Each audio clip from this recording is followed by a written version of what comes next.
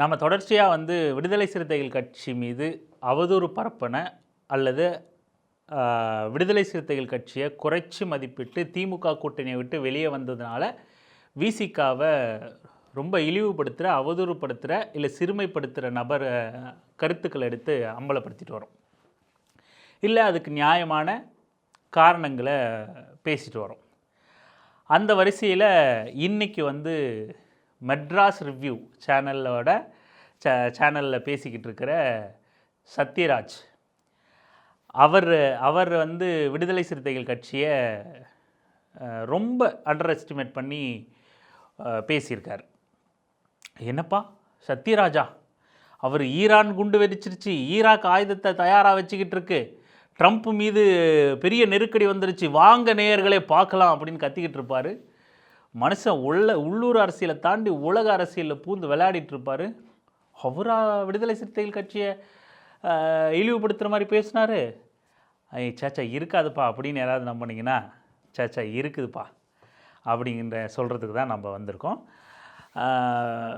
விடுதலை சிறுத்தைகள் கட்சியோட வரலாறை, அவங்களோட தேர்தல் அரசியல் வரலாறையே கொச்சைப்படுத்துகிற விதமாக கிட்டத்தட்ட பாட்டாளி மக்கள் கட்சிக்கு என்ன சொல்லுவாங்களோ, கட்சி மாறி மாறி அணி மாறி சேருவாங்க, நம்பகத்தன்மையற்ற ஒரு கட்சி, வெறுமனே அவங்களோட லாப நோக்கத்துக்காக மட்டுமே அணி மாறுவாங்க அப்படிங்கிற பாட்டாளி மக்கள் கட்சி மீது உள்ள அந்த பார்வையை அப்படியே கொண்டு விடுதலை சிறுத்தைகள் கட்சி மீது கொண்டு திணிச்சிருக்காங்க.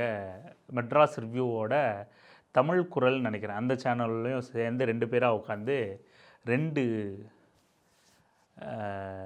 பிழைப்புவாதிகள் விடுதலை சிறுத்தைகள் கட்சியை ரொம்ப அண்டர் எஸ்டிமேட் பண்ணி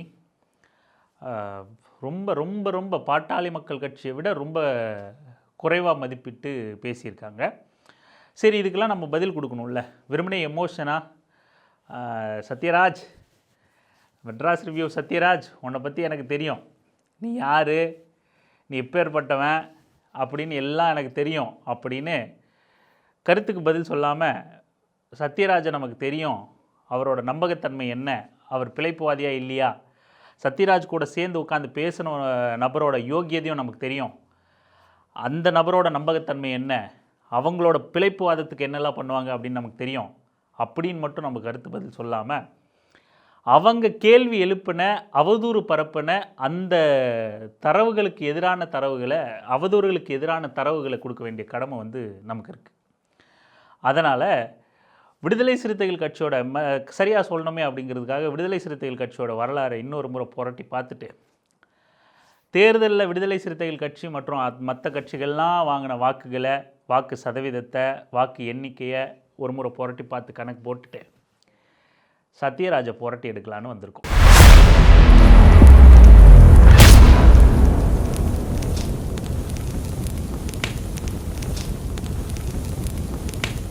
ரெண்டு பேரும் பேசுகிற ஒரு 20 நிமிஷ பதிவை நம்ம பார்த்தோம். பதிவு ஆரம்பித்ததில் விடுதலை சிறுத்தைகள் கட்சியோட தேர்தல் அரசியல் வரலாறை ஆரம்பிக்கிறாங்க. முடிக்கிற வரைக்கும் காங்கிரஸும் விடுதலை சிறுத்தைகள் கட்சியும் ஒன்று அப்படிங்கிறத எல்லா இடத்துலையும் மேட்ச் பண்ணி, அவங்களுக்குன்னு வாக்கு வங்கியே கிடையாது, விடுதலை சிறுத்தைகள் கட்சியால் திமுக பயன்பெறவே இல்லை, அவங்களுக்குன்னு எந்த வாக்கு வங்கியும் இல்லை, அவங்களுக்கான ஓட்டு எதுவும் திமுகவுக்கு பரிமாறப்படவும் இல்லை, அவங்கள வச்சுருந்ததே வேஸ்ட்டு, போனால் போட்டோன்னு கூட வச்சு வளர்த்து விட்டுக்கிட்டு இருந்துச்சு திமுக கிட்ட இருக்கிற வரையும் தான் அவங்களுக்கு வளர்ச்சி, அவங்களுக்கு தனிப்பட்ட எந்த பலமும் கிடையாது. அதிமுக கூட ஒரே முறை கூட்டணி வச்சுட்டு ஏன் வெளியே வந்துட்டாங்கன்னா, அதிமுக கிட்ட போனாலும் அவங்களுக்கு வளர்ச்சி இல்லை, அவங்களுக்கு காம்போ ஒர்க் அவுட் ஆகலை, கெமிஸ்ட்ரி ஒர்க் அவுட் ஆகலை, அதனால் திமுக கிட்ட தான் நமக்கு வசதியாக இருக்குது, நமக்கு கட்சி அங்கீகாரம் கிடைக்குது, எம்எல்ஏ கிடைக்குது, எம்பி கிடைக்குது அப்படின்னு இங்கே ஒட்டிக்கிட்டாங்க. திமுகவும் பெரிய மனசு பண்ணி, பெரிய அண்ணன் நினப்பில், சரி தம்பிங்க இருக்கட்டும், அவங்களுக்கு 2 எம்பி கொடுப்போமே, அவங்களுக்கு ஒரு 6 சீட்டு கொடுப்போமே, அவங்களுக்கு ஒரு 4 எம்எல்ஏ கொடுப்போமே அப்படின்னு கூப்பிட்டு வச்சுருந்தாங்க. அப்படிங்கிற துணியில் மிக மோசமான அவதூறுகளை 2 பேரும் உட்காந்துக்கிட்டு 20 நிமிஷம் ஆற்றுன்னு ஆற்றிருக்காங்க. நம்ம எமோஷ்னலில் உரிமையிலலாம் வச்சு வெளுத்துருவோம், இருந்தாலும் தரவாக பதில் சொல்லணும், அதை குறைச்சிக்கணுன்ற முயற்சியில் நம்ம அவங்கள மரியாதையாகவே அட்ரஸ் பண்ணுறோம். இப்போ முதல்ல அந்த பதிவை ஆரம்பிக்கும் போதே வந்து கூட உட்காந்து பேசுகிற நபர், அந்த நபரோட பேர் மறந்துட்டேன் சொன்னான். அதனால் கூட உட்காந்துட்டு இருக்கிற இன்னொரு வேஸ்ட் ஃபெயிலோனே நினச்சிக்கங்களேன். இன்னொரு பிழைப்புவாதி, சத்யராஜ் ஒரு பிழைப்புவாதி, கூட உட்காந்துட்டு இருக்கிற இன்னொரு நபர் வந்து பிழைப்புவாதி. எப்படியாவது அதிகமாக பேசி அதிகமாக வியூஸ் வாங்கி திமுக கிட்டேருந்து கூட ஒரு 2 ரூபா வாங்கிக்கலாம் அப்படிங்கிறது தான் அவங்களோட நோக்கம். தொடங்கும் போதே என்ன சொல்கிறாங்க அப்படின்னா, 2001 விடுதலை சிறுத்தைகள் கட்சிக்கு திமுக கூட்டணியில் இருக்கும்போது தான் முதல் முறையாக ஒரு எம்எல்ஏ கிடைக்கிறாங்க. திருமாவளவன் முதல் முறையா எம்எல்ஏ திமுக கூட்டணியில். அந்த எம்எல்ஏ யாருன்னா, அன்னைக்கு மங்களூர் தொகுதியில் நின்று வெற்றி பெற்ற அண்ணன் திருமான்னு நாம் சொல்கிறோம், அவங்க சொல்லலை. அண்ணன் திருமா 2.5 வருஷம்தான் அந்த பதவியில் இருந்தார். அதுக்கப்புறம் உடனடியாக எம்எல்ஏ பதவியை ராஜினாமா பண்ணிவிட்டு அதை விட பெருசாக ஏதாவது கிடைக்கும் அப்படின்னு எம்எல்ஏ பதவியை ராஜினாமா பண்ணிவிட்டு அடுத்த மக்களவைத் தேர்தலுக்கு போனார். அதை விட பெருசாக கிடைக்கும் அப்படின்னு அமைச்சர் அவங்க இப்படிதான் 2001 எம்எல்ஏ ஆனப்ப ராஜினாமா பண்ணிட்டு தான் அவர் போனாரு. இதை விட அதிகமாக வேற ஏதோ கிடைச்சிடும். ஆனா கடைசியில் 0வில் தான் திரும்ப திமுக கூட்டணிக்கு வந்து சேர்ந்தாரு. சொல்றது இன்னொரு சில்லற பிழைப்புவாதி. அதை ஆமோதிக்கிறது தன்னை முற்போக்கு வேடம் போட்டுக்கிட்டு இந்த உலகத்தை ஏமாற்றிக்கிட்டு ஊரை ஏமாற்றிக்கிட்டு சுற்றுற சத்யராஜுங்கிற சில்லற பிழைப்புவாதி, சில்லறைக்கு கூறுவேன், அதை ஆமோதிக்கிறான். இந்த சத்யராஜே நீங்கள் ஒரு 3 மாதம் இல்லை ஒரு 6 மாதத்துக்கு முன்னான்னு நினைக்கிறேன், லெஃப்ட் லேண்டுன்னு ஒரு சேனலில் பாட்காஸ்ட் ஒன்று பண்ணியிருப்பாங்க.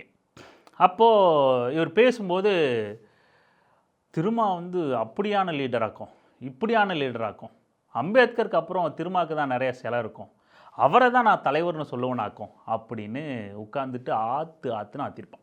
இந்தியாவில் அம்பேத்கருக்கு, குறிப்பாக தமிழ்நாட்டில் அம்பேத்கருக்கு இணையான சிலைகள் அவருக்கு மட்டும்தான் தமிழ்நாட்டில் இருக்கும். திருமாவளவன் சொல்லக்கூடிய ஜனநாயக அரசியல் அப்படிங்கிறது ஒரு ஒரு எதிர்காலத்தை நோக்கி ஒரு பெரிய விஷயம். ஆனால் நீங்கள் ஒரு 10 பேரோட சேர்ந்து வேலை செய்யுங்க, எல்லாத்தையும் ஒன்றா அணைங்க. அதுதான் வந்து திருமா அவர்கள் வந்து ரொம்ப தெளிவாக ரொம்ப எளிமையாக ஒன்றா சேர்ந்து இருங்க. அப்போ தான் வந்து எல்லாத்தையுமே சாதிக்க முடியும், செய்ய முடியும், ரொம்ப காலத்துக்கு நீடிக்கும் அப்படிங்கிறது. நல்லா யோசிச்சு பாருங்க, ஒருத்தனுக்கு அம்பேத்கருக்கு அடுத்தபடியான ஒரு தலைவராக திருமா தெரிகிறார். அந்த கருத்தில் நமக்கு முரண் இல்லை. இனி வரும் காலங்களில் அம்பேத்கருக்கு பிறகு அதிக சிலைகளை பெறப்போகிறது அண்ணன் திருமாக்கு தான். அந்த கருத்தில் நம்ம முரண்படலை. ஆனால் எப்படியா பிழைப்புவாதியாக இருந்திருக்கான் இந்த சத்யராஜ் அப்படிங்கிறத நீங்கள் வந்து கவனிக்கணும். ஏன் சொல்கிறேன்னா, ஒருத்தனுக்கு ஒரு தலைவர் அம்பேத்கருக்கு நிகராக வச்சு யோசிக்க முடியுது, அப்படி பேச முடியுது. இப்போ வந்து ஊடகத்தில் ஒரு 3 மாதத்துலேருந்து 6 மாத இடைவெளியில் ஒரு கூட்டணியிலிருந்து ஒரு தலைவர் ஒரு கட்சி வெளியேறிட்டார் அப்படிங்கிறதுக்காக அவர் 2001 இதை விட பெருசாக கிடைக்கும் அப்படின்னு பதவியை ராஜினாமா பண்ணாருங்கிறத ஆமோதிச்சுட்டு உட்கார்ந்துருக்கான்னா அவன் பிழைப்புவாதி இல்லையா?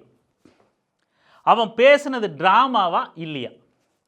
நீங்கள் இங்கே பெரும்பாலும் வந்து ஊடகத்தில் தங்களை இன்றைக்கி யூடியூப் தளத்தில் சமூக வலைதளங்களில் தங்களை பத்திரிகையாளராக காட்டிட்டு நாங்கள் பெரிய முற்போக்கு பேசுகிறோம், உலக அரசியலாம் பேசிவிடுவோம்ல நாங்கள் அப்படின்னு பேசிக்கிட்டு இருக்கவங்கலாம் அண்ணன் திருமாவை ஆதரிக்கிற டோனில் பேசுகிறதும் ஆதரித்து பேசுகிறதும் எதற்காக அப்படின்னா தங்களை முற்போக்குவாதிகளாக அடையாளப்படுத்திக்க மட்டும்தான். நேரம் வரும்போது அவங்க குட்டு வெளிப்பட்டுரும், மண்டை மேலே இருக்கிற கொண்டை வெளிப்பட்டுரும். அந்த மாதிரி கொண்டையை மண்டைக்குள்ளே மறைச்சி வச்சுக்கிட்டு இருக்கிற ஒரு நபரில் இந்த சத்யராஜ் கூட உட்கார்ந்து பேசிகிட்டு இருந்தால் அந்த அல்லக்கையும். ஒரு தலைவரை நீ எப்படி தலைவரோட கூட்டணி நிலைப்பாடுனால அந்த தலைவர் எப்படி நீ குறைச்சி மதிப்பிடுவேன்?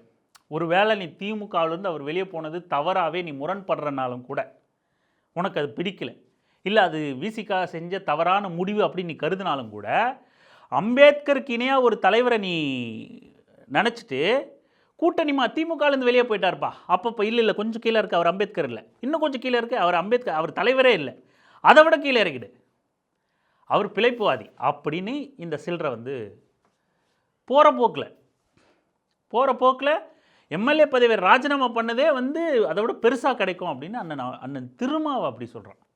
எவ்வளோ பெரிய டால் லீடர் அவர், எப்பேற்பட்ட தலைவர். அவரை போய் ஒரு எம்எல்ஏ பதவியை அதை விட பெரிய லாபம் கிடைக்கும்னு ராஜினாமா பண்ணார்னு குறுக்கி பேசுனா அவர் எல்லா இடத்துலையும் பேசியிருக்கார்.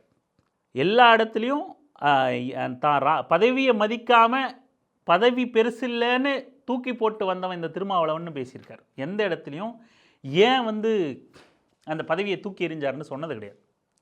ஏன்னா அப்போது திமுக ஆட்சி 2001லேருந்து 2005 வரைக்கும் திமுக ஆட்சி. திமுக ஆட்சியில் திமுக கூட்டணியில் தான் எம்எல்ஏவாக ஜெயிக்கிறார். அப்போது சுதந்திரமாக இயங்க முடியலன்னு ஒரு பதவியை ராஜினாமா பண்ணுற அளவுக்கு ஒரு தலைவருக்கு நெருக்கடி இருக்குது அப்படின்னா எவ்வளவு குற்றச்சாட்டுகளை அந்த தலைவரால் அந்த ஆட்சியின் மீதும் அந்த தலைவரின் மீதும் அந்த கட்சியின் மீதும் வைக்க முடியும் அப்படிங்கிறத கொஞ்சம் சிந்திச்சு பாருங்கள். ஆனால் இதுவரைக்கும் எங்கேயுமே பதவி அவரோட கிரெடிபிலிட்டி சொல்கிறதுக்காக வேணா சொல்லியிருக்காரு, பதவியை நான் என் தலையில் இருக்கிற முடிக்கு சமானமாக தான் மதிச்சிருக்கேன், மக்கள் நலன் தான் எனக்கு முதல்ல, அதனால தான் 2.5 வருஷத்தில் எம்எல்ஏ பதவியை ராஜினாமா பண்ணிட்டு வந்தேன்னு அந்த அவர் எப்பவும் பேசியிருக்காரு. ஆனால் அதுக்கு காரணம் என்ன, அப்போ எந்த ஆட்சி, என்ன நெருக்கடி, எதுவுமே வெளிப்படையாக அவர் பேசினதே கிடையாது. யார் எப்பேற்பட்ட தலைவர் அவர்? இத்தனை ஆண்டு காலமாக பேசுகிறதுக்கும் இந்த சில்லறைங்க இப்போ கூட்டணியிலிருந்து வெளியேறிட்டார். இன்றைக்கி அரசியல் சூழல் மாறி இருக்கு. கூட்டணியில் தாவேகா கூட்டணியில் விசிகா இருந்தாலும் இல்லைன்னாலும் அரசியல் சூழல் மாறினது தான். அதை எப்படி எதிர்கொள்ளணும், எப்படி வியூகங்களை அமைக்கணும், எப்படி மக்கள்கிட்ட கொண்டு போய் சேரணும் ஒரு கட்சி அப்படிங்கிறத சிந்திக்காமல் தாவேகாவை எதிர்கொள்ளாமல், அதுவும் இவங்க தாவேகாவை எதிர்கொள்கிற லட்சணம் என்ன தெரியுங்களா? தாவேகா இன்ஸ்டாகிராம் மூலமாக ஆட்சி பிடிச்சிருச்சு, அதனால் அடுத்து நாங்களும் இன்ஸ்டாகிராமில் இறங்குவோம்ல அப்படின்னு இன்ஸ்டாகிராமில் இறங்கியிருக்காங்க. இது ஒரு கட்சியும் தலைவரும் செய்கிற செயல். அதுதான் உங்கள் வியூகமா? அப்படி வெளிப்படையான காரணமும் வெளிப்படையான எதிர்வினையும் தான் உங்களை வந்து வெற்றி பாதைக்கு வந்து கொண்டு போய் சேர்க்குமா? உண்மையான காரணங்களை ஆராயாமல் இன்னமும் வேடிக்கை பார்த்துக்கிட்டு இருக்கீங்க. உடனடியாக இப்படி நீங்கள் தாவேக்காக்கு வந்து எதிர்வினை ஆட்டுறது, இன்ஸ்டாகிராமில் ரீல்ஸ் போடுறது அப்படிங்கிறது எந்த பலனையும் தராது. அப்படி தாவேக்காவை எப்படி அரசியல் ரீதியாக எதிர்கொள்ளணும், மக்கள்கிட்ட இளைஞர்கள்கிட்ட எப்படி நம்ம போய் சேரணும் அப்படிங்கிறத தாண்டி விசிகாவை பாட்டாளி மக்கள் கட்சிக்கு இணையாகவும், விசிகாவை நம்ம முன்னாடி சொன்னோம்ல, இது எங்கேருந்து வருது பார்த்தீங்களா? இஷானா பேசுனாங்களே, எனவே பேசுவோம் இஷானா, அங்கேயும் இதே கருத்தை நம்ம சொல்லியிருக்கோம். அவரை ஒரு தலைவர் நாங்கள் பெரிய லீடராக பார்த்தோம், இப்படி பண்ணிட்டீங்களே திருமா அப்படின்னு கண்ணீர் விட்டுட்டு சென்டிமெண்ட் ட்ராமா பண்ணாங்க. நாங்கள் உங்களை எவ்வளோ மேலே பார்த்தோம், சோஃபாவில் ஏறி நின்று சுருங்கி தெரியுறீங்க திருமா அப்படின்னு ட்ராமா பண்ணாங்க. அவங்க அண்ணன் திருமாவை கூட்டணி விலகிட்டார்ன்ற விமர்சனத்தை தாண்டி அவர் தலைவரே இல்லை அப்படிங்கிற இடத்துக்கு அவரை நகர்த்தணுங்கிற முயற்சியில் இறங்குறாங்க. அதே தான் இங்கே இந்த பிழைப்புவாதியான சத்யராஜும் அந்த கூட்டுக்கலவாணியோட இன்னொரு பிழைப்புவாதியும் அவருக்கு திமுக கூட்டணியிலேருந்து விலகிட்டாருங்கிறத கூட விமர்சனமாக வைக்காமல் அவரோட தலைமை பண்பையே கேள்விக்குள்ளாக்குற வேலையில் செயல்பாடில் ஈடுபட்டுக்கிட்டு இருக்காங்க. அவர் தலைவரே அவர் நம்பகத்தன்மையான தலைவரே இல்லை. இதே இந்த சில்லறைக்கு தான் அம்பேத்கருக்கு இணையாக 6 மாதத்துக்கு முன்னாடி அண்ணன் திருமா தெரிஞ்சார். அன்னைக்கும் 2001 தேர்தலோட முடிவு என்னன்னு உனக்கு தெரியும்ல? அண்ணன் திருமா 2001 தேர்தலில் எம்எல்ஏ பதவி 2 வருஷத்தில் எம்எல்ஏ பதவி ராஜினாமா பண்ணார்னு 6 மாதத்துக்கு முன்னாடியே உனக்கு தெரியல. அப்போது அவர் ராஜினாமா பண்ணி வெளியே வந்தது பெரிய தலைமை பண்பாக தெரிஞ்ச உனக்கு திமுக கூட்டணியை விட்டு வெளியே போயிட்டாருன்னு உடனே உனக்கு எப்படி அது தப்பாக தெரியுது? உட்காந்துக்கிட்டு இவர் பெரிய பத்திரிகையாளர் பருப்பான். இவர் உட்காந்துக்கிட்டு அப்படிங்களா? நான் ஒன்று சொல்ல விரும்புகிறேன், விசிகா வந்து வட தமிழ்நாட்டில் மட்டும் இருக்கிற கட்சி, அதை நானே உறுதிப்படுத்த. நீ யார் உறுதிப்படுத்த? நீ அவ்வளோ பெரிய பருப்பு நினைப்பா? ஈரான் குண்டு பொழிஞ்சு விட்டது, ட்ரம்ப் அடுத்து என்ன செய்ய போகிறார், வாங்க நேயர்களை பார்க்கலான்னு சொல்லிட்டு நீ பெரிய பருப்பா? நீ அப்படி தான் நினச்சிக்கிட்டு வாழ்ந்துக்கிட்டு இருக்கே நீ. இவங்களோட முகத்திரை ஒவ்வொருத்தரும் வந்து பொந்துக்குள்ளேருந்து வெளியே எட்டி பார்க்க ஆரம்பிக்கிறாங்க. இந்த மாதிரியான நபர்களை அளவுகோலாக வச்சு நம்ம வந்து பெரியாரிஸ்ட்டுகள்னாவே அப்படியே நம்ம அந்த எக்ஸ்ட்ரீமுக்கும் போகக்கூடாது. பெரியாரிஸ்ட்டுகள்னாவே இப்படித்தான் சாதியவாதிகள் அப்படின்னு. முதல்ல இவர்களெல்லாம் பெரியாரிஸ்ட்டுகளே கிடையாது. வெறும் சோத்துக்கு பொழைக்கிறதுக்கு திமுக கிட்ட வாங்கி திங்கிறதுக்கு முற்போக்கு வேடம் அணிஞ்ச முகமூடிகள் இவங்க. இந்த மாதிரியான நபர்கள் அளவுகோலை வச்சு பெரியாரிஸ்ட்டுகள் வந்து சாதியவாதிகள்ங்கிற மனப்பான்மைக்கு போகிறதும் தவறு. பெரியாரிஸ்ட்டுகள் அப்படின்னு இருக்கிறவங்க உண்மையாக சாதியத்துக்கு எதிராக இருப்பாங்க, உண்மையாக சமத்துவ சிந்தனையோடு இருப்பாங்க. அரசியல் கருத்து முரண்பாடு எதை வேணா இருக்கலாம். அப்படி பெரியாரிஸ்ட்டுகளை ஜஸ்ட் லைக் தட்டுன்னு இந்த சில்லறைங்களோடலாம் நம்ம சேர்த்துடக்கூடாது. அப்படி 6 மாதத்துக்கு முன்னாடி இவருக்கு 2001 அவர் ராஜினாமா பண்ணது தெரியல. 6 மாதம் கழித்து திமுக கூட்டணியிலேருந்து வெளியே வந்த உடனே இவருக்கு ராஜினாமா பண்ணது தப்புன்னு தெரிஞ்சிருச்சு. 6 மாதத்துக்கு முன்னாடி அம்பேத்கருக்கு இணையான தலைவராக தெரிஞ்ச இவர் அண்ணன் திருமா 6 மாதத்துக்கு அப்புறம் அவர் தலைவரே இல்லை, நம்பகத்தன்மையான ஆளே இல்லை. கடந்த 2 மாதம் தேர்தலுக்கு முன்னாடி அவர் மாற்றி மாற்றி பேசிக்கிட்டே இருந்தார், குழப்பிக்கிட்டே இருந்தார் அப்படிங்கிறான். ஆமாங்க ஆமாங்க, சரியாக சொன்னீங்க. விசிகாவோட 25 ஆண்டுகால அரசியலை கடுமையாக ஆய்வு பண்ணிட்டு இருக்கிறீங்க. விசிகா ஓட்டு தாவேக்கா கடுமையாக பரிமாறப்பட்டிருக்காமே. ஆமாம், இதை நான் ரொம்ப டீப்பாக நம்ம ஆமோதிக்க வேண்டியதாக இருக்குது. டீப்பாக ஆமோதிக்கிறார் அவர். அந்த டேட்டாவும் இருக்குது நமக்கு. சொல்லுவோம். இப்படி ராஜினாமா பண்ணிவிட்டு பெருசாக எதிர்பார்த்து ராஜினாமா பண்ணார் அப்படிங்கிறான். விடுதலை சிறுத்தைகள் கட்சியோட வரலாறு சுருக்கமாக சொல்லுவா. 1989 மலைச்சாமி அவர்களோட மரணத்துக்கு பிறகு 90 அண்ணன் திருமா அந்த கட்சிக்கு தலைவராக தேர்ந்தெடுக்கப்படுறார். அதற்கு பிறகு அதுக்கு விடுதலை சிறுத்தைகள் கட்சியின் பெயர் மாற்றப்படுது. கிட்டத்தட்ட 9-10 ஆண்டுகளாக தேர்தல் அரசியலை புறக்கணிக்கிற விடுதலை சிறுத்தை, உங்களில் எவனும் யோக்கியன் இல்லை, எங்கள் ஓட்டு உங்களுக்கு இல்லை அப்படிங்கிற முழக்கத்தோட தேர்தல் அரசியலை புறக்கணிக்குது விடுதலை சிறுத்தைகள் கட்சி. 99 கடுமையான நெருக்கடி, அரசியல் சூழல், மூப்பனார் தமிழ் மாநில காங்கிரஸ் கட்சியோட நிறுவன தலைவர் மூப்பனார் அவர்களோட கடுமையான வற்புறுத்தல் வலியுறுத்தலின் பேரில் 1999 தன்னோட முதல் தேர்தல் பாதிக்கு வருது. தேர்தல் அரசியலை சந்திக்கிறாங்க விடுதலை சிறுத்தைகள் கட்சி. முதல் தேர்தலை சந்திக்கும் போதே 2 நாடாளுமன்ற சீட்டு கிடைக்குது கூட்டணியில். அதில் சிதம்பரத்தில் ஒன்று, இன்னொன்று பெரம்பலூர்னு நினைக்கிறேன். பெரம்பூர் 2 இடத்துல ஒரு சிதம்பரத்தில் அண்ணன் திருமா முதல் தேர்தல் பாதைக்கு வராங்க. 10 ஆண்டுகளுக்கு பிறகு முதல் நாடாளுமன்ற தேர்தலில் 2,25,768 வாக்கு வாங்குறாங்க. இந்த செய்தியை அண்ணன் திருமா பேசுகிற பேச்சு கூட ஒன்று வைரலாக அடிக்கடி சுற்றிக்கிட்டே இருக்கும். வேறு யாராவது முதல் தேர்தல்லே இவ்வளோ 2 லட்சத்துக்கும் அதிகமான வாக்கு வாங்கியிருந்தால் ஊடகங்கள்லாம் ஆஹா ஓஹோன்னு எழுதியிருக்கோம், பெரிய புரட்சியாளரே வந்துட்டார்னு பேசியிருக்கோம், இவர் தான் அடுத்த முதலமைச்சர்னு எழுதியிருக்கோம். ஆனால் திருமாவளவன் என்பதால் இந்த ஊடகங்கள் மூடி மறைக்குதுன்னு பேசியிருப்பார். அதுதான் நடந்துச்சு, அதுதான் இன்றைக்கி வரைக்கும் நடந்துக்கிட்டு இருக்குது. 1999 அப்புறம் 2001 திமுக கூட்டணியில் சட்டமன்ற தேர்தலை சந்திக்கிறாங்க. நாடாளுமன்ற தேர்தல் தமிழ் மாநில காங்கிரஸோட, 2001 சட்டமன்ற தேர்தல் கலைஞரோட. சரி, இப்போ 2001 கலைஞர் கூப்பிட்டு வாய்ப்பு கொடுத்தாரா? 2,25,768 வாக்கு வாங்கி தான் யாருன்னு நிரூபிச்சிருக்காரு. எவ்வளோ பெரிய மான்ஸ்டரான கட்சிகள் களத்தில் நிற்கும் போதும் முதல் தேர்தலில் முதல் முறை வந்தப்போவே எந்த பெரிய பிரபலமாக திரைப்பிரபலம் அந்த மாதிரி எந்த பிரபலமும் இல்லாமல் மக்கள் செல்வாக்க தன்னோட அரசியல் மூலமாகவே அடைஞ்ச அண்ணன் திருமா 2,25,768 வாக்கை வாங்கி தன்னோட பலத்தை நிரூபிக்கிறார். தன்னோட தேவையை மற்ற கட்சிகளுக்கு உணர வைக்கிறார். அதன் பிறகு 2001 சட்டமன்ற தேர்தலில் திமுகவோட இணைஞ்சி சட்டமன்ற தேர்தலில் சந்திக்கிறார். நம்ம பெரிய ஊடக புரட்சியாளர் சத்யராஜுங்கிற பிழைப்புவாதி, இணைய கூலிப்படையை சேர்ந்த ஒரு நபர். 2001 திருமா கூட்டணி விட்டு வெளியே வந்ததே பெருசாக எதிர்பார்த்து தான் சொன்னாங்களா. அந்த 2001 தேர்தல் தான் ஒரு தொகுதியில் போட்டிடுறாங்க. அது அந்த ஒரு தொகுதி திட்டக்குடி தொகுதி. அந்த ஒரு தொகுதியிலையும் வெற்றி பெறுறாங்க. அண்ணன் திருமா வெற்றி பெறுறாரு. வெற்றி பெற்று தான் அதுக்கப்புறம் கடுமையான திமுகவோட நெருக்கடி, நக்கல், நையாண்டி எல்லாமே சட்டமன்றத்துக்குள்ளே வேல்முருகன் தோழர் கடுமையாக அதை பற்றி விவரிச்சிருப்பார். எதை பற்றி? இப்போது வேல்முருகன் தோழருக்கு ஒரு எம்எல்ஏவாக இருக்கும்போது என்னெல்லாம் சட்டமன்றத்துக்குள்ளே நடந்துச்சுன்றதை விவரிச்சிருப்பார்.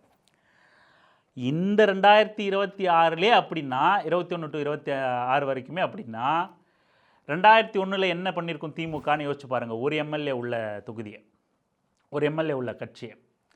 ஸோ கடுமையான நெருக்கடி, முரண்பாடு எல்லாம் ஏற்பட்டு உன் பதவியும் வேணாம் ஒன்று வேணான்னு தூக்கி போட்டு வெளியே வராரு. அப்போ 2004 மறுபடியும் மக்களவை தேர்தல் வருது. அதில் இடம் கொடுக்கவும் திமுக ஒத்து வரல விடுதலை சிறுத்தைகள் கட்சிக்கு.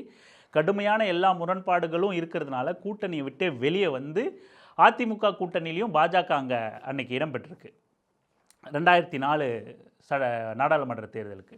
ஸோ 2 கூட்டணிக்கும் இடம்பெற போக முடியாத ஒரு இக்கட்டான சூழலில் ஐக்கிய ஜனதா தளம் அப்படிங்கிற அந்த கட்சியோட ஜார்ஜ் பெர்னாண்டஸ் அவரோட அந்த கட்சி உருவாக்குனதில் ஒரு நபர் அவரோட ஒருங்கிணைப்பால் அவங்களோட அம்பு சின்னம்னு நினைக்கிறேன், அந்த அம்பு சின்னத்தில் நின்று போட்டிடுறாங்க. 2004 2 தொகுதியில் போட்டிடுறாங்க, எந்த தொகுதியும் வெற்றி பெறலை.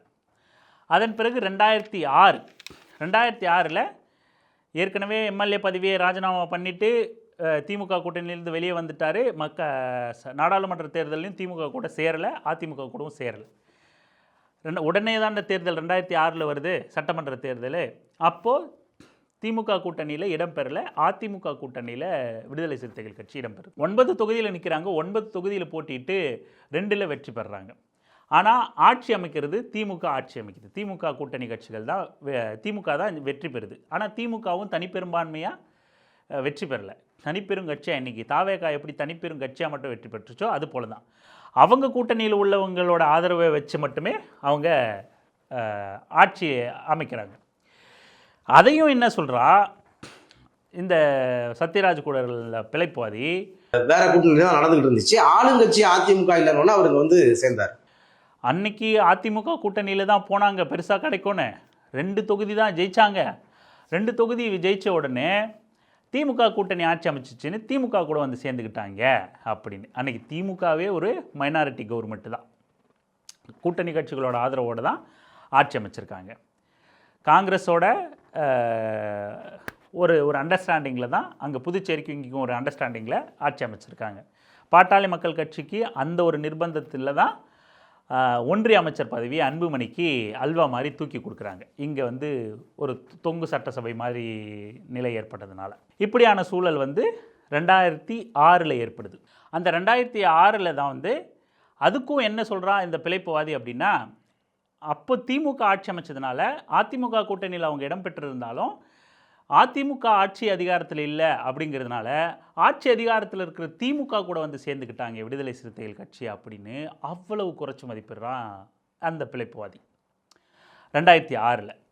ஆக்சுவலாக இப்போது ஜூன் 3 கலைஞர் அவர்களோட பிறந்த நாளில் விசிகே பொதுச் செயலாளர் ரவிக்குமார் ஒரு பக்கத்துக்கு ஒரு கட்டுரையே எழுதியிருக்கார் கலைஞரை பற்றி.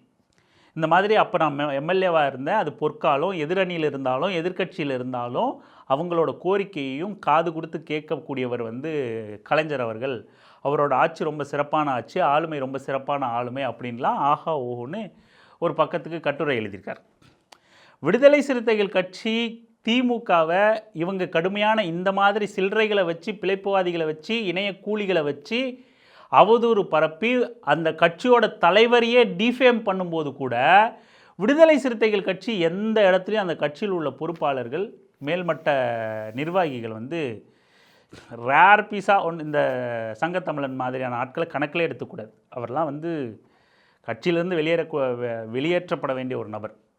அந்த மாதிரியான ஆட்களோட கருத்துக்களை நம்ம எந்த விஷயத்துக்கும் அந்த மாதிரியான நபர்களோட கருத்தை நம்ம பொருட்படுத்தக்கூடாது. மற்ற அனைவருமே ரொம்ப முதிர்ச்சியோட மெச்சூர்டாக திமுகவை அந்தளவுக்கு முற்போக்கை தான் ஹேண்டில் பண்ணிக்கிட்டு இருக்காங்க, நட்பு சக்தியை தான் பார்த்துக்கிட்டு இருக்காங்க. எந்த ஒரு காட்டமான கடுமையான விமர்சனமும் அவங்களால இப்போ விமர்சனம் வைக்க முடியும்னாலும் வைக்க முடியும். 90களில் ஏற்கனவே விமர்சித்தவங்க தான் விடுதலை சிறுத்தைகள் கட்சி. 2001 எம்எல்ஏ பதவி ராஜினாமா செய்வதற்கான காரணத்தை இன்றைக்கும் பேசி அவங்களுக்கு திமுக மீது கடுமையான இன்னும் மோசமான ஒரு பார்வையை கொண்டு வர முடியும். ஆனாலும் இப்போவும் ஏன் ஆட்சி மாற்றப்ப சிந்தனை செல்வன் அவர் 4-5 பக்கத்துக்கு எழுதினார். திமுக கூட்டணியில் இருக்கும்போது எம்எல்ஏவாக இருக்கும்போது எங்களோட கோரிக்கையெல்லாம் அவங்க என்னென்னலாம் நிறைவேற்றினாங்க அப்படின்னு சொல்லி எழுதினார். எழுத வேண்டிய அவசியம் இல்லை, ஆனால் எழுதினார். இதுதான் விடுதலை சிறுத்தைகள் கட்சி அந்த கட்சி நிர்வாகிகளையும் தொண்டர்களையும் அரசியல் படுத்தியிருக்கிற ஒரு தன்மையாக பார்க்குறோம்.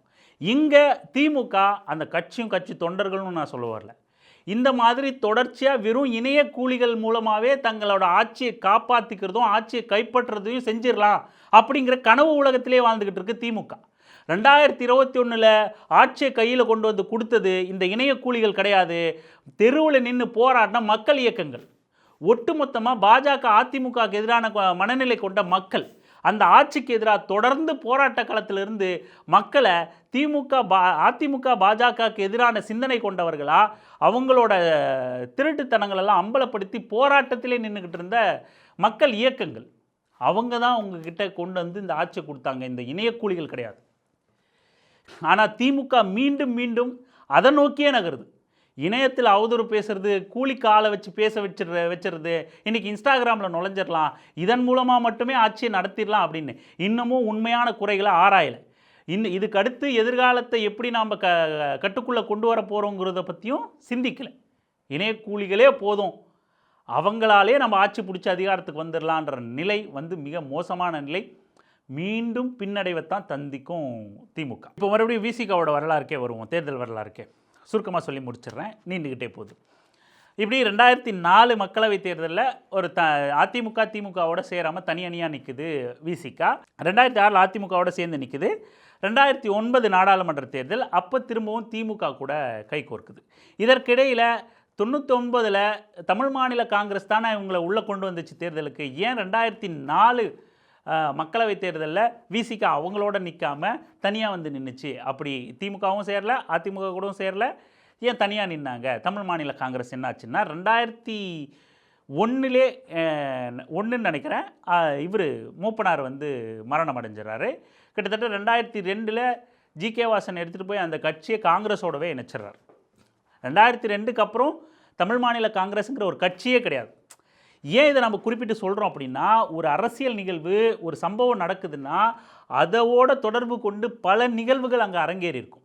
ஆனால் நம்ம இப்போ நீங்கள் ரொம்ப போகிற போக்கில் சொல்லணுன்னா, பாரு அவங்கள அறிமுகப்படுத்தின தேர்தல் அரசியலுக்கு ரொம்ப கட்டாயப்படுத்தி கூட்டு வந்த மூப்பனார் கட்சியிலேருந்தே வெளியே வந்து இவங்க தேர்தலை சந்திச்சிருக்காங்க அப்படின்னு ரொம்ப எளிமையாக போகிற போக்கில் சொல்லிட முடியும். ஆனால் 2001 வந்து மூப்பனார் வந்து இறந்துடுறார். ஸோ 2002 கட்சி காணாமல் போயிடுது. ஏன் அணி மாறுது? அந்த அரசியல் சூழலை மொத்தமாக நம்ம கவனிக்கணும். அதன் பிறகு 2006 சட்டமன்றம், 2009 நாடாளுமன்றத்தில் திமுக கூட்டணி, 2006 அதிமுக கூட சேர்ந்ததோடு சரி. அதுக்கப்புறம் 2009 நாடாளுமன்ற தேர்தல் திமுக காங்கிரஸ், 2011 சட்டமன்ற தேர்தல் கடுமையான ஈழ அரசியல் எதிர்ப்பு, 2G ஸ்பெக்ட்ரம் ஊழல், இப்படின்னு கடுமையான திமுக எதிர்ப்பு இருக்குது 2011 திமுக மேலே. கடுமையாக பொய்யோ உண்மையோ 2G பொய்யோ உண்மையோ இல்லை, பொய்யின் தான் நீதிமன்றம் வந்து இன்றைக்கி தீர்ப்பு வந்துருச்சு. ஆனால் அது உண்மைன்னு சொல்லி அத்தனை எதிர்கட்சிகளாலும் பரப்பப்பட்டுச்சு. தினமலம்லாம் கொண்டாடினாத சைபராக போட்டு தள்ளினான்.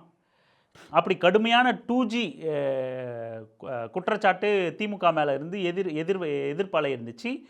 ஈழத்துக்கு எதிரான நிலைப்பாட்டில் இருந்துச்சு. ஈழ துரோகி திமுக அப்படிங்கிற கடுமையான பிரச்சாரம் வந்து இருந்துச்சு, கடுமையாக அதிருப்தி இருந்துச்சு. அத்தனையும் தாண்டி ஏன் இப்போ சொன்னால பிழைப்புவாதி திமுக அதோட விசிக அதோட பெருசாக எதிர்பார்த்து வெளியே வந்துருச்சு அப்படின்னு.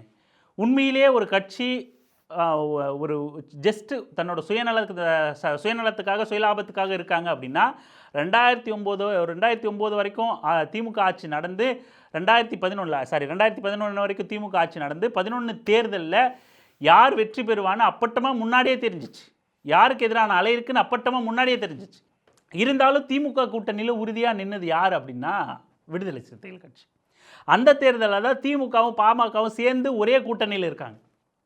அதன் பிறகு தான் அந்த தோல்விக்கு பின் தான் 2012-13 தலித் அல்லாத கூட்டமைப்பு வந்து பாமக முன்னெடுக்குது. 2011 திமுக கூட்டணி, 2014 திமுக கூட்டணி யாருமே வெற்றி பெறலை. அப்போது கிட்டத்தட்ட 39 தொகுதியுமே வந்து 37 நினைக்கிறேன், 37 கன்னியாகுமரியை தவிர்த்து தர்மபுரியை தவிர்த்து 37 தொகுதி ஜெயலலிதா அவர்கள் மோடியா லேடியான்னு கேட்டாங்க. கடுமையாக அவங்களோட பிரச்சாரம் ஒர்க் அவுட் ஆச்சு.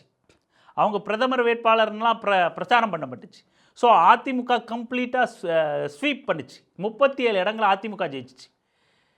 திமுக கூட்டணி யாருமே ஜெயிக்கல. ஆனால் இவன் சொல்கிறது, இந்த பிழைப்புவாதி சொல்கிறது, இந்த இணைய கூலி படையை சேர்ந்தவன் சொல்கிறது என்னென்னா 2014 திமுக கூட்டணியை சேர்ந்து வாய்ப்பு கொடுத்தோம், அவங்க ஜெயிக்கல, 0 ஜெயித்தாங்க. 2011 0 ஜெயித்தாங்க. 0 அவங்களுக்குன்னு ஒரு தனியான பலம் கிடையாது அப்படின்னு சொல்கிறான். 2014க்கு பிறகு 2016 மக்கள் நல கூட்டணியை திரும்ப உருவாக்குனார் அப்படின்னு சொல்லி பேசுகிறான். அப்ப திரும்ப கூட்டணியை விட்டு வெளியே போய் 2016 மக்கள் நல கூட்டணி அமைக்கிறாரு.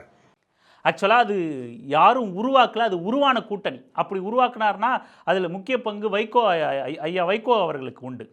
அது அது அது கிட்டத்தட்ட அதிருப்திகளெல்லாம் ஒன்றிணைஞ்சு ஒரு முற்போக்கு 3வது கூட்டணி வந்து உண்டான கூட்டணி அது மக்கள் நல கூட்டணி. 2014க்கு பிறகு திமுக மைனாரிட்டி கவர்மெண்ட்டு தொடர் பிரச்சாரம் ஜெயலலிதா அவர்களால் செய்யப்பட்டதுனால தங்களோட பெரும்பான்மையை, நம்ம நிறைய தடவை பேசிட்டு இருந்தோம், தங்களோட பெரும்பான்மையை நிரூபிக்க ஸ்டாலின் அவர்கள் நாங்கள் மட்டுமே நிறைய தொகுதிகளில் நிற்க போகிறோம், எங்கள் பலத்தை காட்ட போகிறோம், கூட்டணி கட்சிகளுக்கெல்லாம் ரொம்ப சொற்ப தொகுதிகளை தான் ஒதுக்குவோம், இஷ்டம் இருந்தால் இரு கஷ்டமனா போ அப்படின்னு சொல்லி உதாசீனப்படுத்துவதன் விளைவாக கூட்டணி கட்சிகள் மதிமுக, விசிக, கம்யூனிஸ்டுகள்லாம் வெளியே வந்தாங்க. ஜெயலலிதா அவர்கள் விஜயகாந்த் அவர்களை உதாசீனப்படுத்தினால அவர் வெளியே வந்திருந்தார். இயல்பா ஆர்கானிக்காக ஒரு முற்போக்கு கூட்டணி வந்து மக்கள் நல கூட்டணி அமைஞ்சிச்சு. ஆனால் இந்த பிழைப்புவாதி, இந்த கூலிப்படையை சார்ந்தவன் என்ன சொல்கிறான் அப்படின்னா, திருமா வந்து திமுக கிட்ட இருந்து கோச்சிட்டு வந்து மக்கள் நல கூட்டணி உருவாக்கிட்டார் அப்படின்னு சொல்லி போகிற போக்கில். ஆனால் நீங்கள் ஏதோ டேட்டாவாக சொல்கிற மாதிரி இருக்கும். அந்த சூழல்லாம் சொல்லாமல் வெறும் டேட்டாவாக சொன்னால் ஆமாம்பா வெளியே வந்தார், ஆமாம்பா மக்கள் நல கூட்டணின்னு உருவாக்குனார், ஆமாம்பா விஜயகாந்தை முதல்வர். நீங்கள் நல்லா கவனிங்க, இஷானா சொன்னதும் இதே தான். விஜயகாந்தே முதலமைச்சராக ஆக்கணும்னு நினச்ச திருமாக்கு விஜயாக்க தோணி இருக்காதா என்ன? இங்கே திருமா தான் வெளியே வந்து மக்கள் நல கூட்டணியை உருவாக்குனார் அப்படின்னு இங்கே ஒரு நரேட்டிவ். பேட்டர்ன் ஒன்றா இருக்கா, வார்த்தைகள் வேறையாக இருக்கும், பேட்டர்ன் வந்து ஒரே மாதிரி இருக்கும். எவ்வளோ பெரிய அவதூறை திமுக தவறுக்கு அண்ணன் திருமா மேலே பழிய போடுறாங்க பாருங்கள் இந்த கூலிப்படைகள். நம்ம ரொம்ப ஜாக்கிரதையாக இருக்கணும். பெரிய முற்போக்கு மாதிரி தங்களை காட்டிக்கிறவன் எல்லாம் கூலிப்படையை சார்ந்தவன், கைக்கூலி, ஜாதி வெறியன், இந்த மாதிரியான நபர்களாக இருக்காங்க.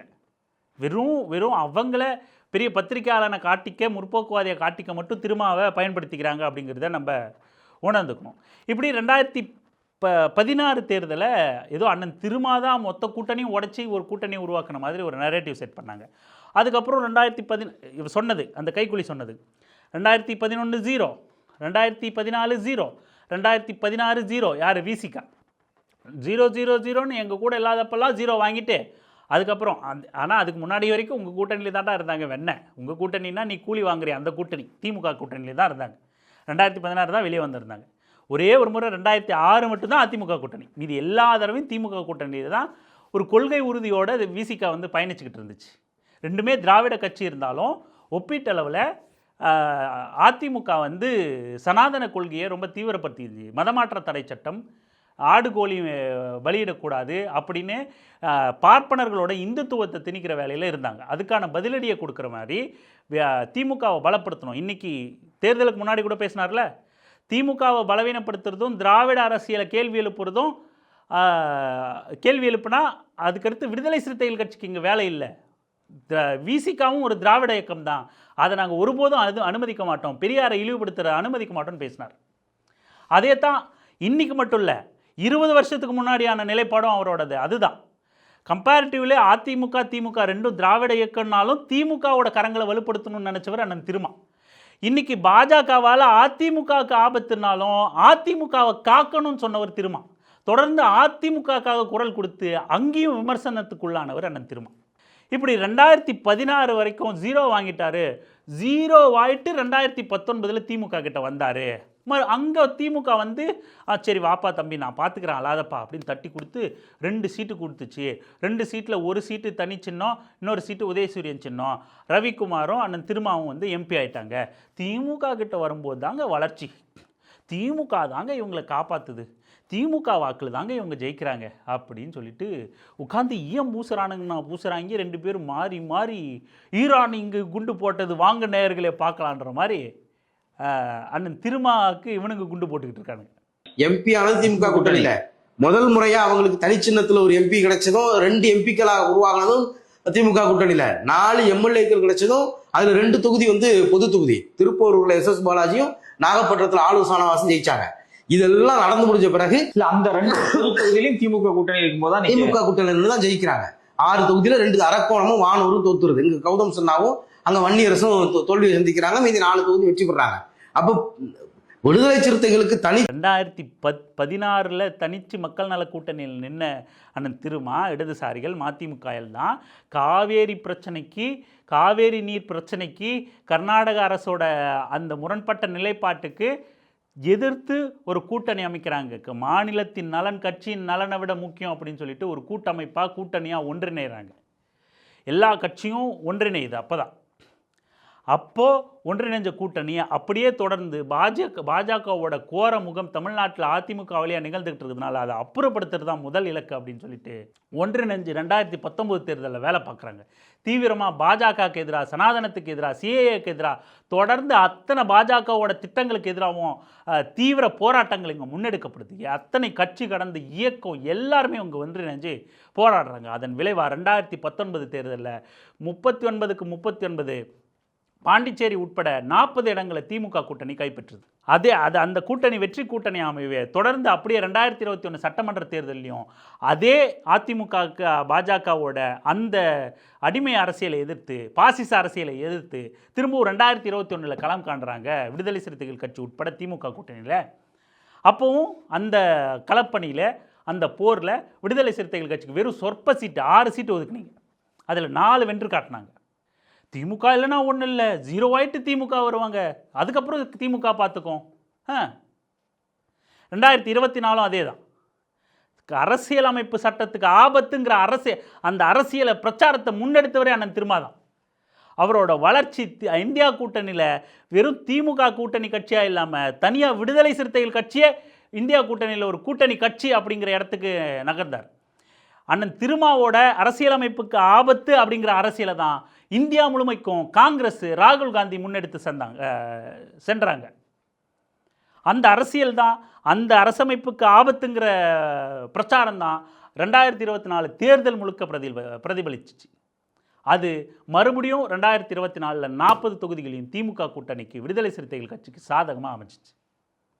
இன்றைக்கி 2026 விஜய் அப்படிங்கிற ஒரு ஃபேக்டர் உள்ளே வந்து நிறைய இளைஞர்கள்கிட்ட ஏதோ ஒரு மாற்று வேணும்னோ பல வருடமாக இங்கே இருக்கிற ஒரு சலிப்புக்கு ஆல்டர்னேட்டாக ஏற்கனவே அதிமுக இருந்தவங்களே தான், இவங்க இல்லைன்னா அவங்க அப்படிங்கிறதும், பாஜக தமிழ்நாட்டோட பிளட்டிலே பாஜகவுக்கு எதிர்ப்பான ஒரு மனநிலை இருந்தோம்.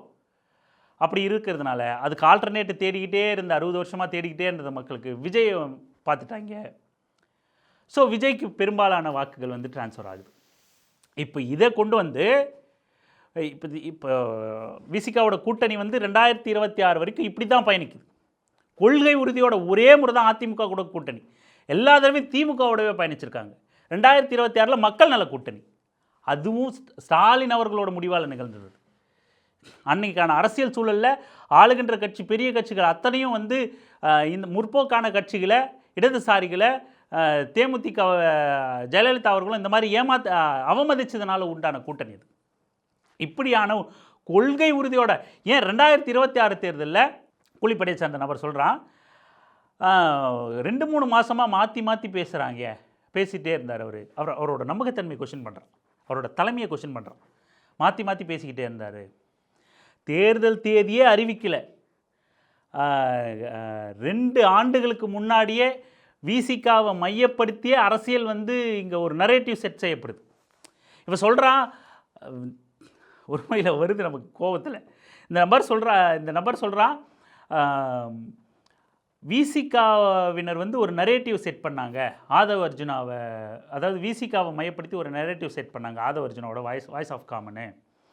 விசிகா வந்து திமுகவால் ஏமாற்றப்படுது. அது அது அது ஒரு பக்கம் இருக்கட்டுங்களேன். அதில் எவ்வளோ உண்மைத்தன்மை இருக்குது அப்படிங்கிறத நம்ம தனியாக டிஸ்கஸ் பண்ண வேண்டியது. ஆனால் 2 ஆண்டுகளுக்கு முன்னாடி விசிகாவை மையப்படுத்தி தான் இங்கே அரசியலே நடந்துச்சு. தேர்தலுக்கு முன்னாடி 2 ஆண்டுகள்லேருந்தே. ஏன் இன்றைக்கி விசிகா இல்லைன்னா, அதாவது திமுக இல்லைன்னா 0-0ன்னு இந்த கூலிப்படை சொல்லுதில்ல, ஆனால் எதிரிகளுக்கு ரொம்ப தெளிவாக தெரியும் விசிகா தான் மிகப்பெரிய பலமாக திமுக கூட்டணி கட்சியில் இருக்குது. விசிகாவை உடைச்சிட்டா திமுக கூட்டணியே நம்ம தூள் ஆக்கிடலாம் அப்படின்னு 2 ஆண்டுகளுக்கு மேலாக விசிகாவை அந்த கூட்டணியிலேருந்து வெளியேற்ற பாஜக ஒரு புறம், அதிமுக ஒரு புறம், விஜய் கட்சி தொடங்கினதுக்கப்புறம் விஜய் ஒரு புறம் அப்படின்னு எல்லாரும் எவ்வளவோ ஆசை வார்த்தைகளை திரைமறைவில் பேசினது மட்டும் இல்லாமல் வெளிப்படையாக மேடைகளில் பேசியும் கூட டிக்ளேர் பண்ணவர். கூட்டணி தேர்தல் தேதி பேரம் எல்லாம் பேச தெரியாமல் இல்லை, அந்த அரசியல் புரியாமல் இல்லை. ஆனால் இது எல்லாமே தெரிந்தும் கூட எல்லா கதவுகளையும் சாத்தி அடைச்சி விட்டவர் அண்ணன் திருமா. இல்லை, நான் எந்த கூட்டணிக்கும் போக மாட்டேன், யார் கூடவும் வரமாட்டேன், நான் திமுக கூட்டணியில் தான் உறுதியாக நிற்பேன் அப்படின்னு சொல்ல வேண்டிய அவசியம் என்ன இருக்குது? இந்த கூலிப்படையே 100 ரூபா எக்ஸ்ட்ரா கொடுத்தா நாளைக்கு பாஜகவுக்கு பேச போயிடுவான். இன்னும் 100 ரூபா இன்னொரு 10 ரூபா சேர்த்து கொடுத்தா நாளைக்கு விஜய் தான் மாற்றம் மக்கள் ஏற்றுக்கிட்டாங்க, இனி விஜய் தாங்க ஆட்சி, திமுக ஆட்சிக்கே வர முடியும். ஏற்கனவே திமுகவுக்கு எதிராக இயங்கினது தான் கூலிப்படை. இது நமக்கு தெரியும். தனிப்பட்ட ரீதியிலே இந்த கூலிப்படை சத்யராஜ் கூட உட்காந்துக்கிட்டு இருக்கிற நபரோட அத்தனை தனிப்பட்ட விஷயங்களும் நமக்கு தெரியும். இவங்களோட நம்பகத்தன்மை எவ்வளோன்னு நமக்கு தெரியும். இதையெல்லாம் பேசக்கூடிய தேவை திமுக ஆட்சி காலகட்டத்தில் ஏற்படலை. ஏன்னா அது சொல்ல வேண்டிய தேவையோ அதை நீங்கள் உள்வாங்கிக்கூடிய அதை காது கேட்கும்போது சொல்லணும்னு சொல்லுவாங்க. நீ எவ்வளோ பேசினாலும் அந்த காது கேட்கும்போது நீ சொன்னா தான் அது உள்ளே போகும் அப்படிம்பாங்க. அந்த மாதிரி அப்போ நம்ம பேசியிருந்தா இவங்களை பற்றி உங்கள் காது கேட்டிருக்காது. இப்போ அவங்களா வெளிப்பட்டு உங்கள் காது திறந்து விட்டுருக்காங்க. இவங்களை பற்றி தெரியும். ஏற்கனவே திமுகவுக்கு எதிராக வேலை செஞ்ச நபர்கள் இவர்கள். கனிமொழியை தோக்கடிக்கணும்னு தீவிரமாக வேலை செஞ்ச நபர்கள் இவர்கள். இப்படியான 2 பேருமே, சத்யராஜும் சரி கூட இருக்கிற கூலியும் சரி, 2 பேருமே அப்படி வேலை செஞ்ச நபர்கள் தான். நம்பகத்தன்மையற்ற நபர்கள் தான். கூலிக்காக வேலை செய்யக்கூடிய நபர்கள் தான். அதுக்கப்புறம் அதே திமுக கிட்ட கூலி வாங்கிக்கிட்டு அவங்கள வெற்றி பெற வைக்கணும்னு இன்றைக்கி திமுக தோற்ற பிறகும் அவங்கக்கிட்ட கூலி வாங்கிட்டு விசிகாவை அடிக்கணும். இந்த மருதையன் கும்பல் இவங்கெல்லாம் ஒரு கும்பலாக இருக்காங்க. திராவிடம் 2.0 டான் அசோக்குன்னு ஒருத்தனை பேசணும்ல நம்ம. இதெல்லாமே கூலிப்பட கும்பல். நாங்கள் ஒரு பிளான் வச்சுருக்கோம், இப்படியெல்லாம் பேசி உங்களை இப்படியெல்லாம் கொண்டு போயிடுவோம், எங்களுக்கு இவ்வளோ அமௌண்ட் ஆகும் அப்படின்னு பேசின கும்பல் திராவிடம் 2.0 கும்பல். மருதையன் கும்பலும் அதே தான், திராவிடம் 2.0 கும்பல் அதை கேரி பண்ணது மருதையன் தான் நினைக்கிறேன். இவங்கெல்லாம் இப்போ இத்தனை ஆட்கள் வச்சுருக்கேன், இவ்வளோ மீடியா வச்சுருக்கேன், இந்த மாதிரி நரேட்டிவ் செட் பண்ணுவேன் அப்படின்னு இயக்க அரசியல் பேசுகிறவங்களெல்லாம் உள்ளே விடாமல் கல அரசியலை பற்றியெல்லாம் திமுக கண்டுகொள்ளாமல் செஞ்சது இந்த இணைய கூலிப்படைகள் தான். அந்த இணைய கூலிப்படைகளோட 2 நபர்கள் தான் இந்த 2 நபர்கள். கூலி கொடுத்தா யாருக்கும் வேலை செய்வாங்க, 2 ரூபா எக்ஸ்ட்ரா கொடுத்தா நாளைக்கு விஜய் தான் நிரந்தர முதலமைச்சர்னு பேசக்கூடிய 2 நபர்கள் தான் இந்த 2 நபர்களும். இந்த நபர்கள் தான் அண்ணன் திருமாவை அண்டர் எஸ்டிமேட் பண்ணி அவர் தடுமாறுறாரு, மாற்றி பேசினார், ஃபேக் நரேட்டிவில் விழுந்துட்டார், அவர் திமுக ஓட்டு இல்லைன்னா அவர் எதுவுமே இல்லை, ஜீரோ ஆகிட்டு திமுக கிட்ட வருவார், திமுக இருக்கும்போது தான் இவங்களை வளர்த்து விடும், தலித் வாக்குகள் தான் விசிகா வாக்குகள் தான் இவங்க மொத்தமாக தாவேக்காக்கு போயிருக்கு அப்படின்னு விசிகாவை பலவீனப்படுத்துகிற முயற்சியில் இந்த கூலிகள் செயல்பட்டுக்கிட்டு இருக்கு. 2 ரூபா காசுக்கு 2 ரூபா காசுக்கு நீங்கள் இந்த வேலை பார்த்துக்கிட்டு இருக்கீங்க. நிறைய இருக்குது, நம்ம பேசினா அவ்வளோ தரவுகள் எடுத்து வச்சுருக்கோம். நான் தான் சொன்னல, விசிகாவோட தேர்தல் வரலாறை புரட்டிட்டு, தேர்தல் முடிவுகளை புரட்டிட்டு, அந்த சமகால அரசியலை புரட்டிட்டு, அதுக்கப்புறம் சத்யராஜை புரட்டி எடுக்க வந்திருக்கோம்னு சொன்னோம்ல. அப்படி நிறைய புரட்டணுன்னா நிறைய புரட்ட வேண்டியது இருக்குது. சுருக்கமாக நேரம் நிறைய ஆகுது அப்படிங்கிறதுனால நான் முடிஞ்ச அளவுக்கு சுருக்கமாக பேசணும்னு நினைக்கிறேன். அதுவே நிறைய நேரம் போயிடுச்சு. இப்போ கடைசியாக நான் இந்த விடுதலை சிறுத்தைகள் கட்சியோட வாக்கு தான் காணாமல் போயிருக்கு. விடுதலை சிறுத்தைகள் கட்சிக்கு வாக்கு வங்கின்னு ஒன்று கிடையவே கிடையாது. அப்போ முதல் தேர்தலில் 2,25,000 வாக்கு எந்த அறிமுகமே இல்லாமல் யார் வாங்கினா, எப்படி வாங்கினா? 2016 மக்கள் நல கூட்டணியில் தனித்து நின்று ஜெயிக்க முடியல திருமாவால், அதனால் ஓட்டு வங்கி இல்லை அப்படின்னா, காட்டுமன்னார் கோவிலில் வெற்றி அடைஞ்சிட்டாருனே செய்தி சேனல்கள் அண்ணன் திருமாவை சொல்ல ஆரம்பிச்சிருச்சு. ஆனாலும் அங்கே பல ஃப்ராடு வேலைகள் நடந்து, தவறுகள் நடந்து, குளறுபடிகள் நடந்து ஏமாற்றி அவரோட வெற்றி பறிக்கப்பட்டுச்சு. கடைசியில் 87 ஓட்டில் திருமா தோத்தார்னு அறிவிக்கிறாங்க. இது 87 ஓட்டு தான் திமுகவோட ஓட்டா? அன்றைக்கே அவர் தோத்துட்டாரு, இன்றைக்கி காட்டுமன்னார் கோயிலில் ஜெயிச்சிருக்கிறதுக்கும் திமுக ஓட்டு தான் காரணம்னா 87 ஓட்டு தான் உங்கள் திமுக ஓட்டா? வெக்கமா இல்லை உங்களுக்கு? அண்ணன் திருமாவோட வெற்றி அன்னைக்கு அங்கேயே பறிக்கப்பட்டுச்சு. இல்லைப்பா தேர்தல் ஆணையெல்லாம் நேர்மையாக நொட்டிடுவாங்க அப்படின்னா, இன்றைக்கி தான் அப்பாவோட 2016 தேர்தல் முடிவோட தீர்ப்பு வந்திருக்கு.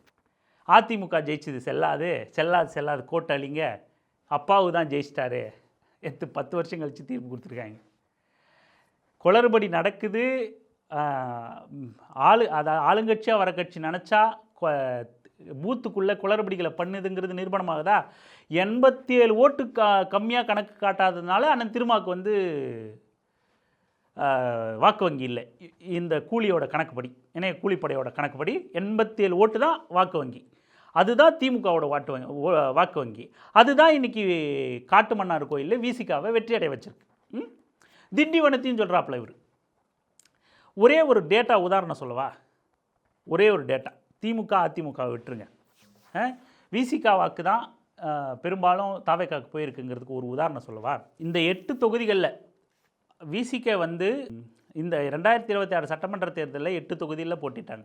இந்த 8 தொகுதிகளில் விடுதலை சிறுத்தைகள் கட்சி வாங்கின மொத்த வாக்கு வந்து 5,40,056 வாக்குகள். 8 தொகுதியில் 5,40,056 வாக்குகள் வந்து வாங்கியிருக்காங்க. திமுக அதிமுக தாவேக்காவை தவிர்த்துரும், மீதி கட்சிகளை எடுத்துப்போம். நாம் தமிழர் கட்சி 234 தொகுதியில் நின்னாங்க. 234 தொகுதியிலையும் சேர்த்து அவங்க வாங்கின வாக்கு 19,27,537 வாக்கு. இதை நாம் எல்லா தொகுதிக்கும் ஆவரேஜாக பிரித்தா ஒரு தொகுதிக்கு இத்தனை வாக்குன்னு எடுத்து அதை 8 தொகுதிக்காக கன்வெர்ட் பண்ணால் ஒரு தொகுதிக்கு மொத்த 8 தொகுதிக்கு எவ்வளோ வாங்கியிருக்காங்கன்னா 65,898 வாக்கு. நாம் தமிழர் கட்சி 8 தொகுதிக்கு கணக்கெடுத்துக்கிட்டோம்னா வெறும் 65,898 வாக்கு. விடுதலை சிறுத்தைகள் கட்சி 5,40,056 வாக்கு வாங்கியிருக்கு. சரி, இது நாம் தமிழர் கட்சி, அது வந்து ஃபீஸ் போன கட்சி அப்படின்னு சொல்லி நீங்கள் கணக்கெடுத்துக்கிட்டாலும் தேமுதிகவை எடுத்துப்போம். தேமுதிக பெரிய கட்சின்னு 10 சீட்டு கொடுத்தாங்க, ஒரு ராஜ்யசபா கொடுத்தாங்க. அவங்க அந்த 10 தொகுதியிலையும் வாங்கின மொத்த வாக்கு எவ்வளோ தெரியுமா? 5,89,500 வாக்கு. இதை ஒரு தொகுதிக்கு 10 தொகுதிக்காக பிரித்து மொத்தம் 8 தொகுதிக்கு எவ்வளோ அப்படின்னு கணக்கு போட்டோம்னா 8 தொகுதிக்கு 4,71,600 வாக்கு. விடுதலை சிறுத்தைகள் கட்சி 5,40,056 வாக்கு. 10 தொகுதியில் நின்ன தேமுதிகவை விட 8 தொகுதியில் நின்ன விடுதலை சிறுத்தைகள் கட்சி அதிகமான வாக்கு வாங்கியிருக்கு. 234 தொகுதியில் நின்று 8 தொகுதி கணக்கு போட்டால் நாம் தமிழர் கட்சியை விட பல மடங்கு அதிகமான வாக்குகளை விடுதலை சிறுத்தைகள் கட்சி வாங்கியிருக்கு. அடுத்து பாஜக 32 தொகுதியில் தாமரை சின்னத்தில் நின்றுச்சு. 32 தொகுதியில் 14,67,024 வாக்குகள் வாங்குச்சு. இதே ஒரு தொகுதிக்கு ஒவ்வொரு தொகுதிக்கு தனித்தனியாக பிரித்து 8 தொகுதிக்கு வாக்காக கணக்கிட்டோம்னா 3,66,756 வாக்கு வாங்கியிருக்கு. விடுதலை சிறுத்தைகள் கட்சி எவ்வளோ வாங்கியிருக்கு? 5,40,056 வாக்குகள் வாங்கியிருக்கு. அதை விட பல மடங்கு குறைவாக வாங்கியிருக்கு பாஜகவும். சரி, காங்கிரஸ் எடுத்துக்கங்க, இது இன்னொரு தேசிய கட்சி. 27+1 வாங்கினாங்க. 27 தொகுதியில் காங்கிரஸ் தனிச்சின்னத்தில் கை சின்னத்தில் நின்று 27லையும் சேர்ந்தாப்பில் எவ்வளோ ஓட்டு வாங்கியிருக்காங்கன்னா 16,61,312 வாக்கு. இதை 8 தொகுதிக்காக கணக்கிட்டோம் அப்படின்னா அவங்க வாங்கின ஓட்டு வெறும் 4,92,240 வாக்கு. விடுதலை சிறுத்தைகள் கட்சி வாங்கினது 5,40,056 வாக்கு. அடுத்து இந்த கிரேட் பாமக, 2 பேர் தான் சந்தோஷமாக இருக்கும் இந்த தேர்தலில். ஒன்று டிவிக்கே, இன்னொன்று பிஎம்கே அப்படின்னு அன்புமணி பேசிக்கிட்டு இருக்காப்புல. அவரோட கட்சி மொத்த 18 தொகுதியில் போட்டிட்டாங்க. 18 தொகுதியிலையும் சேர்த்து பாட்டாளி மக்கள் கட்சி வாங்கின வாக்கு 10,70,745 வாக்கு. அதை ஒரு தொகுதிக்கு இவ்வளோன்னு பிரித்து 8 தொகுதிக்கு கணக்கிட்டால் 4,75,886 வாக்கு. நாம் தமிழர் கட்சி, பாட்டாளி மக்கள் கட்சி, தேமுதிக, காங்கிரஸ், பாஜக இந்த அத்தனை கட்சிகளை விடவும் மெஜாரிட்டியாக வந்த திமுக அதிமுக தாவேக்காவை தவிர்த்து மீதி உள்ள அத்தனை கட்சிகளையும் 8 தொகுதிக்கு அவங்கள கணக்கிட்டால் அந்த 8 தொகுதியில் அதிகமாக வாக்கு வாங்கின கட்சி விடுதலை சிறுத்தைகள் கட்சி, 5,40,056 வாக்கு. இதுலேயும் 8 தொகுதியில் 4 தொகுதி டிவிக்கே வந்து வின் பண்ணியிருக்கு. மீதி 4லையும் டிவிக்கே கிட்டத்தட்ட 3வது இடத்துக்கு வந்திருக்கு, ஒரு சில இடத்துல 2வது இடத்துக்கு இருக்குது. நீங்கள் கம்பேரிட்டிவ்லி இது இப்போ உதாரணத்துக்கு பாமகவை எடுத்துக்கிட்டோன்னு வச்சுங்களேன், 18 தொகுதி, அதில் 9 இடங்களில் கிட்டத்தட்ட 3வது இடத்துக்கு வந்திருக்காங்கன்னு நினைக்கிறேன் பாமக. இன்னொரு முறை இன்னும் தெளிவாக பாமகவை தனியாக, விடுதலை சிறுத்தைகள் கட்சியை தனியாக, திமுகவை தனியாக, முடிஞ்சால் நாம் தமிழர் கட்சி, அதில் இன்னும் ஆய்வு பண்ணுறதுக்கு ஒன்றும் கிடையாது. சில சில்லறைங்க வந்து பெரியாரை பேசிக்கிட்டு இருந்துச்சுல்ல, அந்த சில்லறைங்களை வேணால் எடுத்து பேசுவோம், இன்னும் தெளிவாகவே பேசுவோம். இப்படி பாட்டாளி மக்கள் கட்சி கிட்டத்தட்ட 9 தொகுதியில் 3ஆம் இடத்துக்கு போயிருக்கு. அதில் பெரும்பாலும் 6 தொகுதிக்கு அதிகமாக டிவிகே தான் அவங்கள வின் பண்ணியிருக்கு. 2வது இடமோ முதல் இடமோ அவங்க தான் இருக்காங்க. அப்படி பாஜக, காங்கிரஸ், தேமுதிக, பாமக, நாம் தமிழர் கட்சி, இந்த கட்சிகளை எல்லாரும் எடுத்திங்கன்னா 2வது இடத்துலையோ முதல் இடத்துலையோ அவங்கள 3வது இடத்துக்கு தள்ளின இடத்துலையோ யார் இருக்கா அப்படின்னா டிவிகே. அதை கம்பேரிட்டிவ்லி பார்த்தோம் அப்படின்னா இவங்க எல்லாரை விடவும் இங்கே சுத்தமாக விடுதலை சிறுத்தைகள் கட்சியோட வாக்கு தாவேகாக்கு பரிமாறப்படவே இல்லை அப்படின்னு நம்ம சொல்ல வரல. மீதி எல்லா கட்சிகளையும், ஏன் திமுக உட்பட அதிமுக உட்பட எல்லா கட்சிகளையும் கம்பேர் பண்ணும்போது மிக குறைந்த அளவான வாக்கு தான் விசிகாவோட வாக்குகள் தாவேகாக்கு கன்வெர்ட் ஆகிருக்கு. மற்றபடி பெருமளவில் விடுதலை சிறுத்தைகள் கட்சியோட வாக்கு அதுக்கிட்டே தான் இருக்குது. அதுக்கு நம்ம இப்போ சொன்ன தரவுகளே சாட்சி. 8 தொகுதியில் 5,40,000 வாக்கு வாங்கியிருக்கு விடுதலை சிறுத்தைகள் கட்சி. வேறு எந்த கட்சியை விடவும் அதிகம். நம்ம வந்து கற்பனையில் சொல்லலை, எக்ஸாக்டாக தேர்தல் ஆணையத்தில் இவங்களோட கட்சிகளோட வாக்கு வெளியிட்டிருக்கிறத வச்சு தான் நம்ம உங்ககிட்ட சொல்கிறோம். அதனால் வெறும் திமுக கூட்டணியை விட்டு அண்ணன் திரும்ப வெளியே வந்துட்டாருங்கிற ஒற்றை காரணம் மட்டுமே அவரை தலைமைத்துவத்தையே கேள்வி எழுப்புகிற இடத்துக்கு இவங்க நகருது அப்படிங்கிறது பச்சை அயோக்கியத்தனம். கூட்டணியில் விட்டு வெளியே போயிட்டீங்க, அதில் எங்களுக்கு உடன்பாடு இல்லை, விமர்சனம் இருக்குது, அப்படி இப்படின்னு. இன்னும் சொல்லப்போனால் எல்லா தன்னோட நகர்வுகளையும் முடிவுகளையும் ஸ்டாலின் அவர்கள்கிட்ட பகிர்ந்துக்கிட்டு தான் வெளியே வந்திருக்காரு. ஆனால் அது கூட அவசியம் தேவையில்லை. ஒரு கட்சி தங்களுக்கான முடிவை சுதந்திரமாக எடுக்க உரிமை உண்டு. ஆனாலும் கூட்டணியில் நீண்ட நெடுங்காலம் பயணிச்சிருக்கோம் அப்படிங்கிற காரணத்தினால அவங்கக்கிட்ட முறையாக சொல்லிவிட்டு எல்லா முடிவுகளையும் அறிவிச்சிட்டு வெளியே வந்திருக்காங்க. இன்னி வரைக்கும் தலைமைகள் வந்தோ இல்லை விடுதலை சிறுத்தைகள் கட்சியினரோ ரொம்ப நாகரிகமாக இருக்காங்க. இந்த கூலிகளோட துள்ளல் வந்து ரொம்ப அதிகமாக இருக்குது. அதனால தான் ஒவ்வொரு கூலிப்படையை சார்ந்த நபர்களும் தங்களோட முகத்தை, குடிமையை பொந்துக்குள்ளேருந்து எட்டி பார்த்துடுறாங்க. தங்களோட வேஷம் கலைக்கப்படுது. இதுக்கு முன்னாடியெல்லாம் ஆஹா திருமா உங்கள் கட்சியில் தான் நான் சேரலான் இருந்தேன், ஐயோஹோ திருமா மாதிரி ஒரு தலைவர் உண்டா அப்படின்னு பேசினவெல்லாம் இன்றைக்கி திருமா நிலையாக இல்லை, அவர் மாற்றி மாற்றி பேசிகிட்டு இருந்தார், காட்டு மன்னார் கோயிலே எங்கள் ஓட்டு தான் தெரியும்ல அப்படின்னு உளர ஆரம்பிச்சிருக்காங்க.